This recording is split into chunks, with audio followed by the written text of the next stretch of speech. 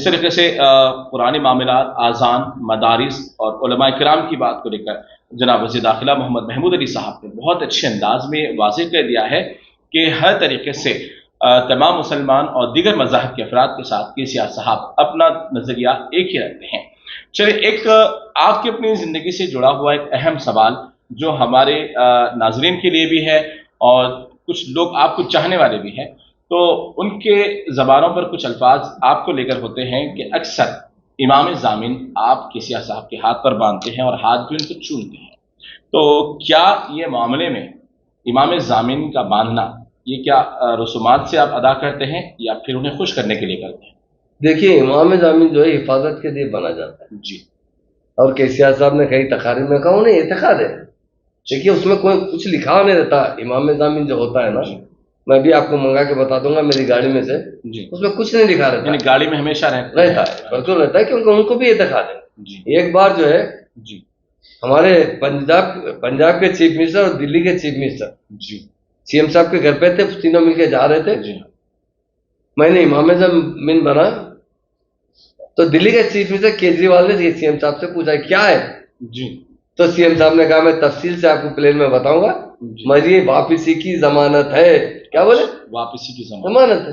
तो हमारे बड़े बुजुर्ग हमेशा जब भी हम सफर पे जाते थे तो इमाम ज़ामिन बनते थे, उसमें हम कुछ पैसे भी रखते थे ताकि वो आने के बाद वो पैसे सबका समझकर गरीबों में जान के सदका इस तरीके से देते। तरीका होता है वो, यानी आपके साथ लगा हुआ जो पैसा होता है वो जान की अमानत डेफिनेट। वो आने के बाद उसमें हमारे किसी किस्म के ईमानी नुकसान नहीं है। हमारा केसीआर साहब का अपना खुद भी उस पर अकीदा है। फिर उसके साथ हाथ चूमना, तो हाँ, वो तो हमारे बॉस है जी, हम तो हमारे बॉस है केसीआर, क्या समझे जी, हम बड़ा एहतराम करते हैं केसीआर साहब का जी। हम अपने फादर ये समझना कि लोग हमको चीफ मिनिस्टर साहब जो है होम मिनिस्टर दिए या डिप्टी चीफ मिनिस्टर, और मैं जो है आपको एक बताता हूँ अब्दुल्ला साहब जी, मैं हलाल रोजी खाता हूँ, अल्हम्दुलिल्लाह हलाल रोजी खाता हूँ। वो जो मेरी तनख्वाह है 3 लाख रुपए, उसमें टैक्सेस जाते हैं। उसके अलावा 1 रुपए का मैं रवादा रहता हूँ। आपके फोन में बोल रहा हूँ, चैलेंज से आप बोल दीजिए कहीं भी। मैं जब हलाल खाता हूँ जी, तो मेरे उस्ताद का मैं एहतराम करता हूँ। केसीआर साहब यकीनन मेरे उस्ताद है जी। मेरे बाप के बाद मैं अगर किसी को मोहब्बत करता हूँ तो केसीआर साहब से करता हूँ, और मैं जब तक जिंदा रहूंगा केसीआर साहब के साथ रहूंगा जी। ऐसा नहीं है। मेरे उन कई पार्टियों ने भी ऑफर दी थी जब तेलंगाना मूवमेंट में, पर मैंने कहा एक बार जब केसीआर साहब को मिल लिया, मैं एक उस्ताद के शागिर्द बन चुका हूँ, मरे दम तक उसी उस्ताद का शागिर्द होऊंगा, क्योंकि वो उस्ताद बहुत खास उस्ताद है। ऐसा ऑर्डिनरी उस्ताद नहीं है वो एक मुकम्मिल इंसान है केसीआर साहब। लोग अगर उनकी अच्छाई नजर से देखेंगे तो फिदा हो जाएंगे। अब ये लोग व्हाट्सएप पे कुछ तो बोलते रहते हैं, ये तो दुनिया है, चलने का चलते रहता है, तो यही है, वो और कुछ नहीं है जी। हम भी जो है अल्लाह का नाम लेके बनते हैं, अल्लाह ताला केसीआर साहब की इबादत फरमाए जी, और अल्लाह पे भरोसा करते हैं, अल्लाह ही जो कुछ देखने वाला है। क्योंकि इसलिए सवाल ये जरूरी इसलिए था कि हम सहाफ़ी हजरात कभी हमारे अपने मवाद के लिए कुछ हमारे नाज़रीन को खुश करने के लिए भी इस मामले पर कभी गुफ्तगू उठा देते हैं कि इमाम ज़ामिन होम मिनिस्टर साहब ने बांधा है, तो उसमें कुछ हमारे अपने नज़रियात होते हैं, अपने मुकालिमात होते हैं। तो आवाम को भी ये चीज़ से वाकिफ कराना था कि आखिर क्यों आप बांधते हैं, लेकिन आज इसका आप डिक्लेरेशन कर चुके हैं, बहुत बहुत शुक्रिया। एक 2-3 सवाल आपसे करते हैं, आखिर इसके बाद ये प्रोग्राम को हम यहीं पर ख़त्म करेंगे। एक सवाल, जब ये तमाम इतनी तारीफ़ें आप कर चुके हैं, इतना आप तेलंगाना को वाकई देखा जाए, हकीकत अगर देखा जाए तो 9.5 साल के अंदर डेवलपमेंट से लेकर स्कीमात बहुत ही फ़ायदेमंद रहे, और सबसे बड़ा अगर फ़ायदा ये रहा तो ये है कि कर्फ्यू जैसे हालात और यहाँ पे फिसादात से आप सब ने मिलकर एक अच्छा सा इसका मकाम बनाया रखा। लेकिन अब इन तमाम की कोशिश और आपकी खिदमत यहाँ तक तो आई है, क्या अगर अब अगली बार फिर एक बार केसीआर की फिर वही कार तेजी के साथ रफ्तार में आएगी तो क्या फिर आपको इस ओहदे पर फायज रखने की उम्मीद है, या फिर आपको सुबुकदोश होने का एक नजरिया नजर आता है? देखिए, मैंने कभी भी 14 साल तेलंगाना मूवमेंट के साथ रहा, कभी ओहदे पे नजर नहीं रखा। मुझे तो मालूम ही नहीं था, मैं तो समझता था कि जेल में जाने वाला हूँ या पुलिस की गोली में मरने वाला हूँ जी। हम जब 2001 में पार्टी में शामिल हुए तो लोगों ने हमसे कहा कि क्या मिलेगा। मैं बोला क्या मिलेगा, हिंदुस्तान की आज़ादी में क्या मिला, गोली मिली या आज़ादी मिली। बराबर। हम तेलंगाना, हमारी स्टेट जो निजामी स्टेट को तेलंगाना में मिला, आंध्रा में मिला गया, सबसे ज्यादा बैकवर्ड है तो मुसलमान हो जी। तो उसके या तो हमें सेपरेट तेलंगाना मिलेगा या हम गोली खा के मर जाएंगे। बराबर। आपको एक बात बताएंगे, अगर आप चूंकि बहुत अच्छे बड़े जर्नलिस्ट है, मेरे पास मैंने जो भी है, मेरा जो पुराना असासा वही है मेरे पास। जी और मैंने होम मिनिस्टर बनने के बाद पहले या डिप्टी चीफ मिनिस्टर बनने के बाद अगर कोई चीज बनाया हूं मैं, मेरे लिए अपनी खबर बनाया, मेरी और मेरी अहलिया के लिए चूंटिशा मस्जिद के अंदर जी दरखास्त देकर मस्जिद वालों को चेक देकर जी 2 साल के बाद उन्होंने चेक पे 51,000 रुपए लिखा। मैं तो साइन कर चुका था, मैंने कहा आप जितना चाहे लिख सकते हैं। उसके बाद मैंने बनाया तो मेरी और मेरी बीवी की खबर बना लिया था जिंदगी में कि जब भी मरूं मैं, चूंकि मेरी मालिक साहब की भी मजार वहीं बाजू है, जी तो अच्छा मैं अपनी भी खबर वहीं बना लिया हूँ मेरी बीवी की। मैं ना कोई प्रॉपर्टी बनाया, ना मुझे 1 रुपया किराया था, ना मेरे पास कोई प्रॉपर्टी है, ना मेरे पास आप कार जो है ना, जो मेरी अपनी पर्सनल कार है, जी वो भी 2012 की कार है। अच्छा 2013 में मैं एमएलसी बना था, जी तो 1 साल पुरानी कार लिया था, आज तक वही कार है मेरे पास। मैं क्या नहीं करा, रेवेन्यू मिनिस्टर रहा, बराबर आज होम मिनिस्टर रहा, बहुत सादा रहता हूँ मैं, बिल्कुल मामूली कपड़े पहनता हूँ। पर एक बात जरूर आपसे कहता हूँ, तेलंगाना बनने के बाद जो मुसलमानों को फायदा पहुंचा है, पिछले 60 साल 50 60 साल साल 65 साल में कभी नहीं पहुंचा। बराबर बात आपका बजट बताता हूँ, पिछली 10 साल की बात कर रहा हूँ, 2004 से 2014 तक कांग्रेस की हुकूमत थी, जी 2014 से 2023 तक बीआरएस की हुकूमत है। जी आप देखिए 2004 से 2014 तक जुमला 1,000 करोड़ भी खर्चा नहीं किया गया माइनॉरिटी डेवलपमेंट पर, जी और आज 2014 से लेकर 2023 तक 10,000 से चिल्लर 10,800 रुपए 10,800 करोड़ का खर्चा किया गया। ये मामूली बात है। एक ही बात, कई चीज इसमें नहीं आते। आसरा पेंशन है, सारे मुसलमानों को दे रहा है माइनॉरिटी डेवलपमेंट में। सीएम साहब एक बात कहे, जनरल स्कीम में तो सबको फायदा पहुंचना चाहिए, जी पर माइनॉरिटी स्कीम के अंदर 2 बात बोलता हूं आपको, ज्यादा नहीं। शादी मुबारक, कभी कोई बोले नहीं थे, शादी मुबारक के अंदर, शादी के अंदर सीएम साहब ने 2,66,000 मुस्लिम बच्चों की शादी करवाई है 9 साल में। 9 साल बड़ी बात और खर्चा कितना किया है? 2,340 करोड़ रुपए सिर्फ माओं के अकाउंट में गए उनके। आप बताइएगा, मुसलमानों के अकाउंट में, उनकी माओं के अकाउंट में 2,340 करोड़ जाते हैं तो क्या छोटी रकम है? बताइए। बड़ी बड़ी रकम, बड़ा एक जिम्मेदारी का बोझ उनसे हट रहा है। इमाम और मोहसिन हजरात के अकाउंट में, वो तो बड़े बेचारे क्या रहते, उनके अकाउंट में क्या 304 करोड़ रुपए इमाम और मोहसिन हजरात के अकाउंट में अब तक गए हमारे पास। ये हमारी तारीख है, आपको मैं अकाउंट से बता रहा हूँ, पूरा अकाउंट आप चेक कर सकते हैं। जितना फायदा मुसलमानों को पहुंचा है रेजिडेंशियल स्कूल से। हमारे बच्चे इस मरतबा 11 बच्चे तो एमबीबीएस में दाखिला लिए, जी हाँ देखा है। 100 चिल्लर बच्चे, 153 बच्चे तो बीडीएस में दाखिला लिए, 1500 बच्चे इंजीनियरिंग में दाखिला लिए। अगर ये तालीम हमको 50 साल पहले से मिलती तो कोई मुसलमान का बच्चा पान के डब्बे पे, पंचर की दुकान पे नहीं दिखता था आपको, होटल में टेबल पूछने वाला नहीं दिखता था। यकीनन होटलिंग का कोर्स भी बहुत बड़ा है, अच्छा तालीम में आता होकर काम करते थे। आज गुर्बत की निचली सतह पे जिंदगी गुजारने वाली कौन सी काम है आप देख लीजिए। एससी गरीब नहीं है, एससी गरीब नहीं है, गरीब है तो मुसलमान है जो माशी हाल से तंग है। आप देहातों में हम जाते हैं, इंटीरियर हम जाते हैं इलेक्शन के टाइम, हम जब करीब से देखते हैं मुसलमानों को, हमारे आंख में खून के आंसू आ जाते हैं। क्या जिंदगी इनकी, क्या तकलीफ में।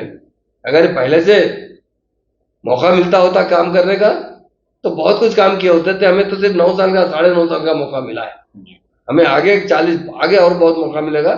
मैं और एक बात बताना चाहता हूं, ये कांग्रेस जो कह रही है ना, ये कर्नाटक अगर मैं भी कर्नाटक जाता ना, सही भी कांग्रेस को वोट डालो बोल के आता था कर्नाटक में जाने अगर मैं जाता कर्नाटक में जी इलेक्शन के टाइम पे जाता जी तो डेफिनेट कांग्रेस को वोट डालो बोलता था, क्योंकि बहुत बड़ा जुल्म था वहां पे मुसलमानों। जी मरकजी सरकार का वहां पर जुल्म होने की वजह से आप ये अनाउंसमेंट कर सकते थे। डेफिनेट अगर कर्नाटक में, यहाँ तो कांग्रेस कभी नहीं कर सकी, उससे अच्छा हुकूमत तो केसीआर साहब कर रहे हैं। जी हिंदुस्तान में नंबर 1 तरीके से जो आप बताएं, मैं बार बार कहते रहता हूं, हकीकत में नंबर 1 केसीआर साहब है, नंबर 1 सीएम है, नंबर 1 सेकुलर है, नंबर 1 मुसलमानों के हमदर्द है, नंबर 1 मुसलमानों को तरक्की दिलाना चाहते हैं।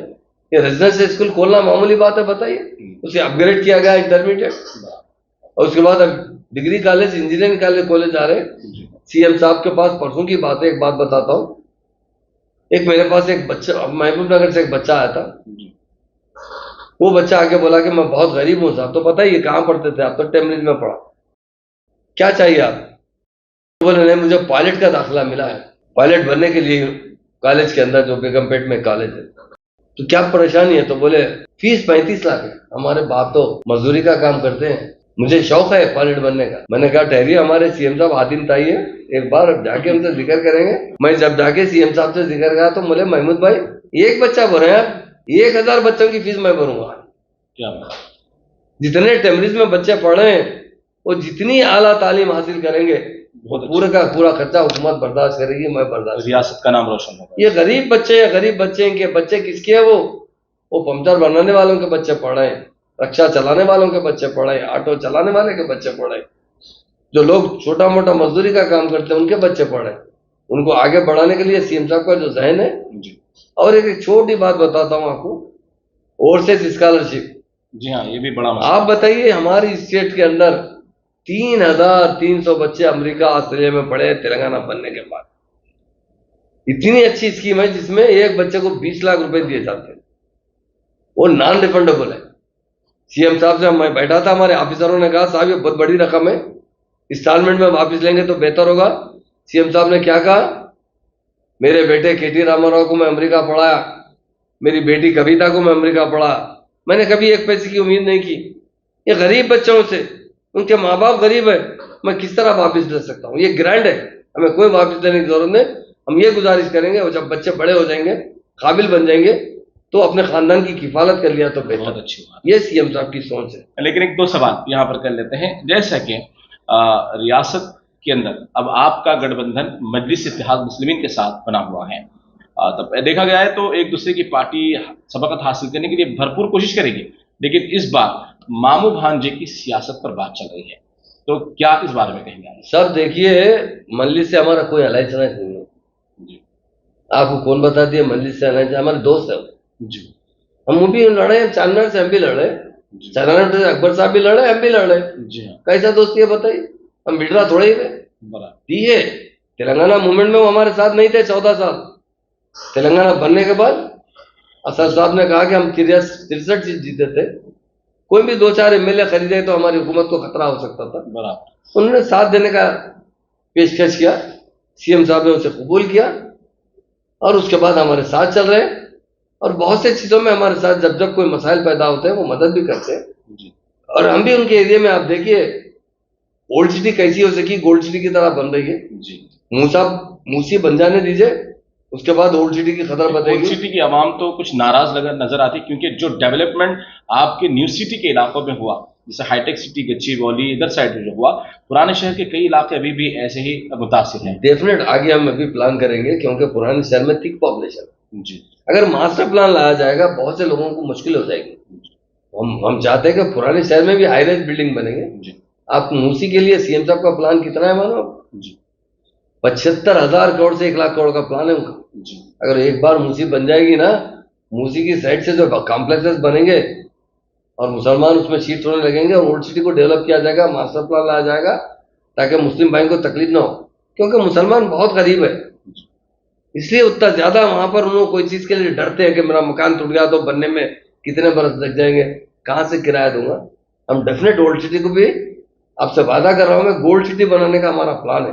आप देखेंगे हम और 10 साल हुकूमत करेंगे तो हर तरीके से ओल्ड सिटी को डेवलप करेंगे। असद भाई का ताउन जरूर रहता है हमारे साथ, और डेफिनेट हर जगह जहां अमन की बात होती है हम उनसे भी बात करते हैं, वो अमन कायम रखने के लिए उनका भी साथ लेते हैं। तो ऐसा आप जैसा बता रहे हैं कि हमारे उनके अलायंस में, हमारे को कोई अलायंस नहीं है, ये फ्रेंड जिसका आप बताए ना, पुलिस फ्रेंडली है, हम भी फ्रेंडली है उनसे, उतना ही है, उनके साथ कोई अलायंस की नहीं है। एक बड़ा सवाल, बहुत बड़ा सवाल जो अब अवाम के दरमियान वोट काटने के लिए किया जा रहा है, या ये हकीकत भी है, इस पर आपको इस बात का वाज़ेह तौर पर बताना होगा कि 2024 में बीआरएस जब इख्तिदार में आएगी तो जरूर ये बीजेपी का साथ देगी।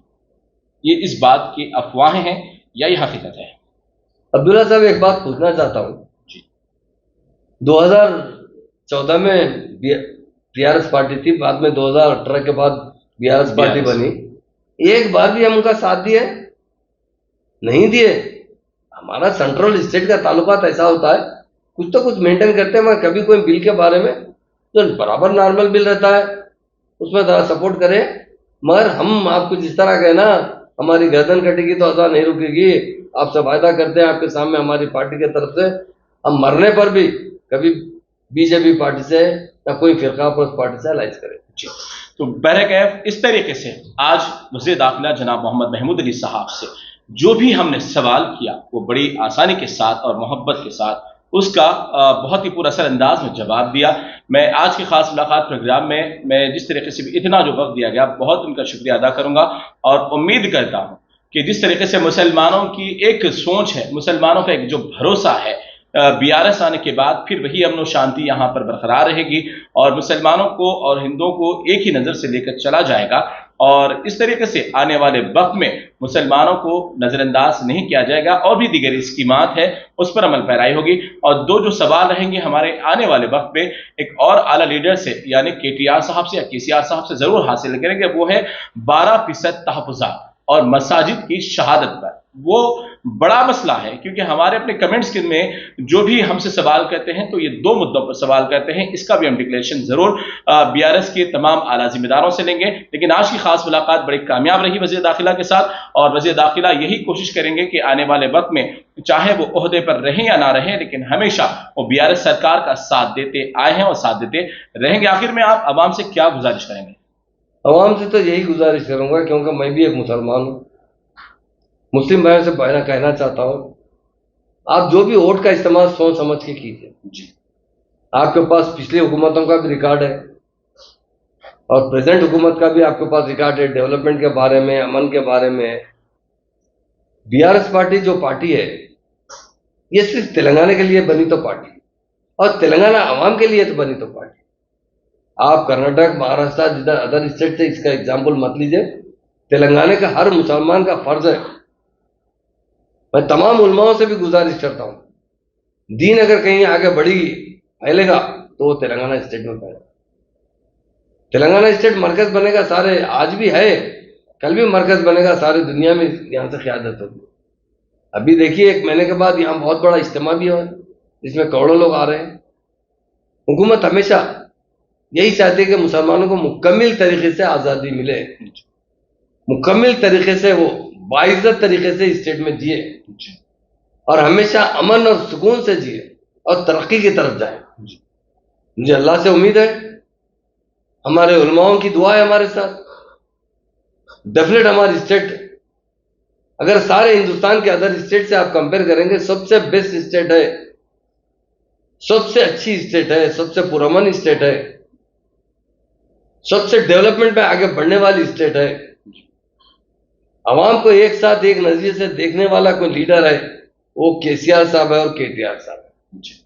मैं इसलिए आवाम से भी अपील करना चाहता हूं, अभी हम सिर्फ 9 साल 9.5 साल ही हुकूमत की है, पूरे मुकम्मल नहीं किए।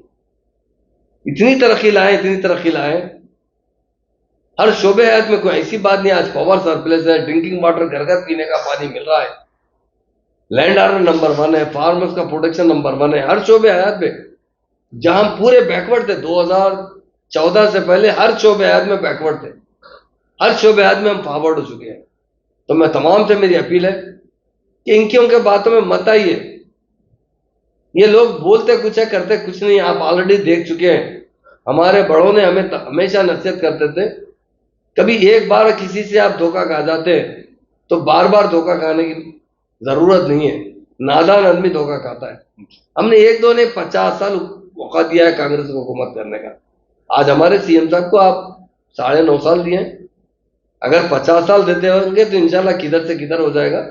वोट का इस्तेमाल, मेरी अपील है आपसे, ऐसे मुस्लिम भाई, बहुत से लीडर से मैं नहीं किसी की बुराई नहीं चाहता, मैं जो भी मुस्लिम लीडर जिस पार्टी में रही है, मगर जो तरक्की KCR साहब के दौरे हुकूमत में हुई, KCR साहब के 9.5 साल में हुई, वो मैं नहीं कहता, सारा हिंदुस्तान कहता है। हिंदुस्तान लोग जब आते हैं तो कहते हैं कि भाई तेलंगाना बदल चुका है, हैदराबाद बदल चुका है, यहाँ का माहौल बदल चुका है, यहाँ गंगा जमुना तहजीब आ चुकी, प्यार और मोहब्बत बांटा जाता है। इसलिए आपका वोट का इस्तेमाल हमारे हरदिल अजीज चीफ मिनिस्टर को बरकरार रखने के लिए कार के निशान को वोट देकर उन्हें भारी मेजॉरिटी से जिताइए। और मुझे यकीन है, मैं इलेक्शन के रिजल्ट से पहले मैं यकीन से कहता हूं कि हमारे मुसलमान, जो इंसान आपको मदद करता है उसे कभी नहीं भूलते हैं। ये बात और मैं यकीन से कहता हूँ बीआरएस पार्टी 100 सीट तक जाएगी, 100 सीट तक जाएगी। तमाम उर्दू जो हमारी मीडिया एसोसिएशन है, उन तमाम उस पर ये जब ये चैनल पर चलेगा तो उन सबसे भी यही गुजारिश है कि किस तरीके से रियासती सरकार के तरक्याती काम है उसको उजागर किया जाए। ये हमारे वज़ारत दाखिला की जानिब से गुजारिश है। और रहा मसला एक कि जो आज़ान की पाबंदी को लेकर और मदारिस के जो मामलात को लेकर जो बड़ा मसला 2 दिन से चल रहा है, उसको भी आपने सराहतन उसकी सही तस्दीक की है और आने वाले वक्त में वो बहुत अच्छी तरीके से खुलासा भी करेंगे। तो इस तरीके से आज की खास मुलाकात प्रोग्राम में हमने जो भी चुभते सवाल थे या उनकी मोहब्बत के सवाल थे हमने बराबर किए हैं। आप अगर कोई भी आपका एक सवाल हो नाजरीन तो आप अपना कमेंट्स में जरूर शेयर करें ताकि हम आपका सवाल आला जिम्मेदारान तक जरूर पहुंचाएंगे। तो बहुत बहुत शुक्रिया खास मुलाकात का। और आने वाले वक्त में नाज़रीन फिर एक अहम जिम्मेदारों से और यहाँ की रियासत में होने वाली तरक्की के मामलात पर जरूर गुफ्तगू करेंगे। देखना ना भूलिए हमारे यह खास प्रोग्राम खास मुलाकात। अगर आपने हमारे चैनल को अभी तक सब्सक्राइब नहीं किया है तो यहाँ पर रेड कलर का सब्सक्राइब बटन दिख रहा है, उसे क्लिक करें और हमारे चैनल को सब्सक्राइब कीजिए और साथ ही साथ बेल आइकन को भी क्लिक कीजिए जिससे आपको ताज़ा अपडेट मिलती रहे।